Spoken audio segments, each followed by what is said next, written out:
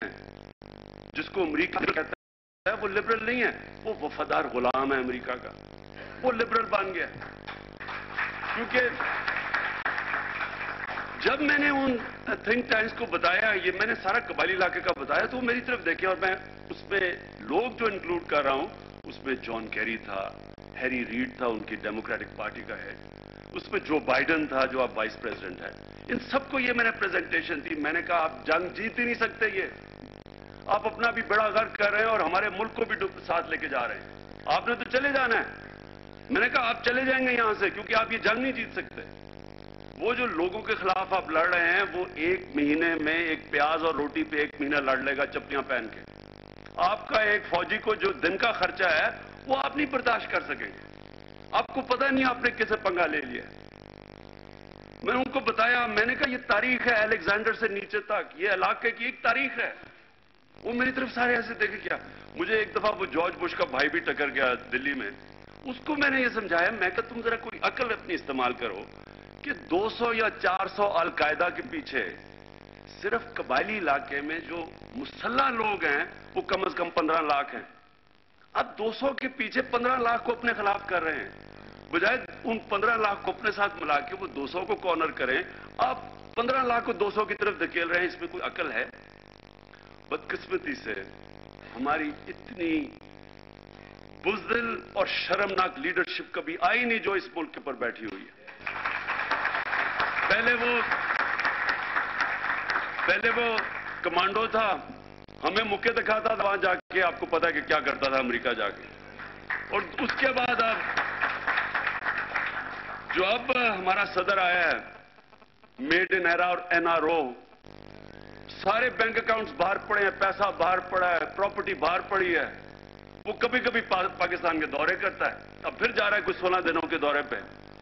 انہوں نے کیا، نہ ان کو سمجھ ہے اس ایشو کی، نہ کچھ ہے۔ میں نے یوسف رضا گیلانی سے جب پہلی دفعہ ملا، میں نے کہا خدا کے واسطے یہ نیا ایک آدمی آیا ہے، اس میں عقل بھی ہے، کوئی انٹیگریٹی بھی نظر آ رہی ہے، اس کے پاس ایک ڈیلیگیشن بھیجو، جس طرح جنرل اورنگزیب وغیرہ جو ایکسپرٹس ہیں ان کو سمجھاؤ تو صحیح کہ آپ نے یہ کر کیا رہے ہیں۔ یہ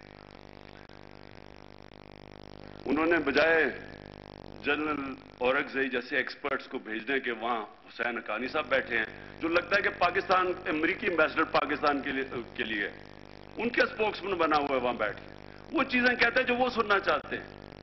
ابھی بھی ہال بروک آتا ہے، سارے اس کے سامنے لائن میں، صدر اس کے ساتھ کھڑا ہے، وہ ایک ایمبیسڈر ہے، یہ پریزیڈنٹ ہے، ایسے کھڑا ہوا ہے اس کے سامنے، اور وہی چیزیں کہہ رہے ہیں جو وہ لوگ سننا چاہتے ہیں۔ دیکھیں یہ بڑا سیریس ایشو ہے، اور آپ کو یہ میں جو آج کنسنسس آپ کے سامنے ہے، اور میں آپ کو لکھ کے دیتا ہوں، جو آدمی قبائلی علاقے کو سمجھتا ہے وہ اس کے علاوہ کوئی دوسری بات کر ہی نہیں سکتا، کیونکہ یہ ایک سمپل، یہ کوئی راکٹ سائنس کی میں بات نہیں کر رہا، میں صرف اپنے جو ہماری پریس میں جو اس وقت بھئی آپ ود اس اور اگینسٹ اس، آپ اگر آپریشن کے ساتھ نہیں ہیں آپ طالبان کے ساتھ ہیں، میں ان کو صرف ایک چیز کہتا ہوں کہ یہ تھوڑا سا اس کے اوپر غور کریں، یہ بڑا سیریس ایشو ہے، یہ بگڑ رہا ہے، اور آگے اس کے اثرات ہم شاید کنٹرول نہ کر سکیں۔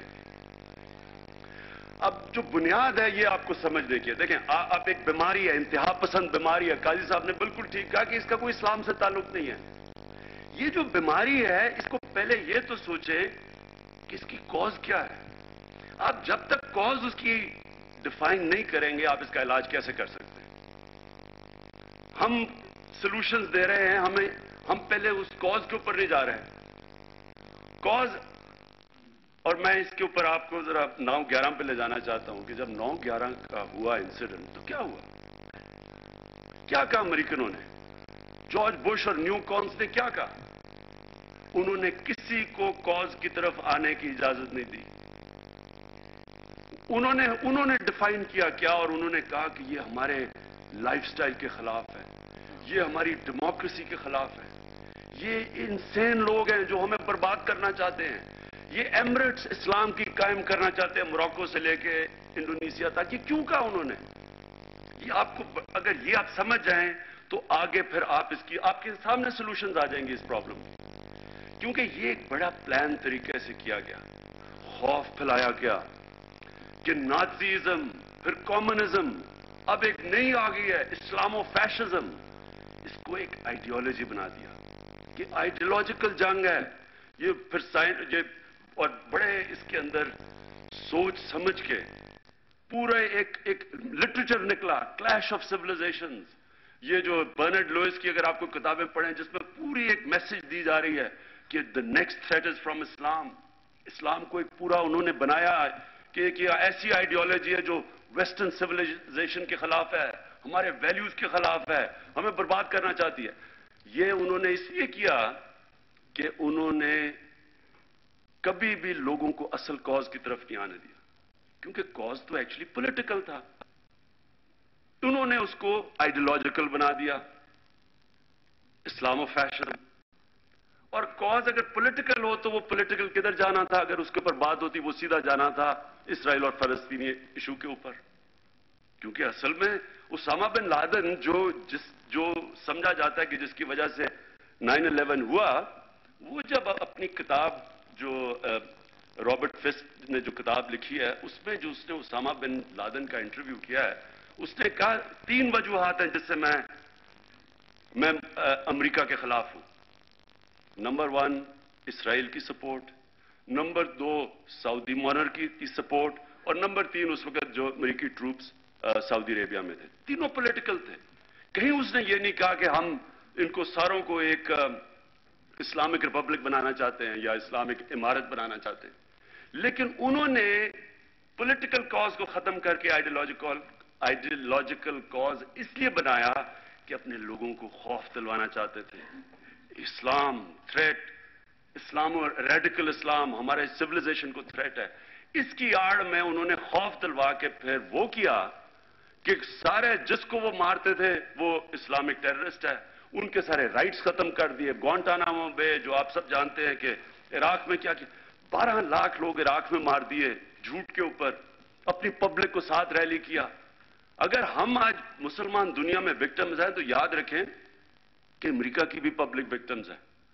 وہ بھی بچارے, ان کو بھی انہوں نے پھنسایا ہوا ہے, ان کا بھی ستیہ ناش ہوا ہے. یہ جو وار کے اوپر جو ان کا خرچہ آیا ہے ایسٹیمیٹ کرتے ہیں $2 ٹریلین سے زیادہ ہے. تو یہ جن بھی لابیز نے کیا تھا یہ بڑا پلان طریقے سے خوف دلواؤ پھر اپنی پالیسیز بنوا لو. یہ گوبلز جو ہٹلر کا پروپیگینڈسٹ تھا اس کی ایک سٹیٹڈ پالیسی تھی کہ پہلے لوگوں کو خوف دلواؤ. اگر اپنی پالیسیز بنوانی ہے پہلے کہو تمہاری خطرہ ہے, تمہارا سیولائزیشن خطرے پہ ہے. اس کے بعد جو بھی پالیسی آپ کی ہے ان کے اوپر مسلط کرو, اور جو پھر اس کو اپوز کرے وہ کہو جناب یہ پرو طالبان ہے یا یہ پرو فلان ہے یا یہ اینٹی پیٹریوٹک ہے. اور یہ بڑی پرانی تھیوری جو انہوں نے استعمال کی, سارا ویسٹرن سیولائزیشن پیچھے لگایا. جو انہوں نے ظلم اور تشدد مسلمان دنیا سے کیا وہ آپ کے سامنے ہے. ساری ہیومن رائٹس کی وائلیشن, جنیوا کنونشنز کی وائلیشن, کوئی انہوں نے دنیا کی اپنی بنائی ہوئی جو کوڈز بنائی ہوئی تھی وہ سب سسپینڈ کر دیں کیونکہ اتنا بڑا خطرہ ہے اسلام و ٹیررزم سے اور فیشزم سے. اب آ جائیں اپنے ملک میں. اگر ہم یہ سمجھ جائیں کہ یہ جو طالبان فینومنا ہے, یہ یاد رکھیں کہ ابھی چودھری نثار نے آپ کو بتایا کہ 30 طالبان کے گروپس ہیں. جب ہمیں کہتے ہیں جی آپ پرو طالبان ہیں تو کس طالبان کے گروپ ہیں, کس گروپ کے ہم حمایتی ہیں؟ 30 گروپس ہیں. ایک چائنیز پروورب ہے نو یور اینمی. پہلے کسی نے ریسرچ کیا کہ یہ گروپس کون کون ہیں؟ کسی کو یہ پتا ہے کہ ان گروپس کی آئیڈیالوجی کیا ہے, یہ کیوں پیدا ہوئے ہیں گروپس؟ اگر تو یہ آئیڈیالوجیکل گروپس ہیں سارے, تو ایکچولی تو ان کو جب طالبان کی آئیڈیالوجی جب وہ پاور میں تھے 96 to 2001 افغانستان میں, تو ان سب کو تب شامل ہونا چاہیے تھا. یہ طالبانائزیشن تب آنی چاہیے تھی پاکستان.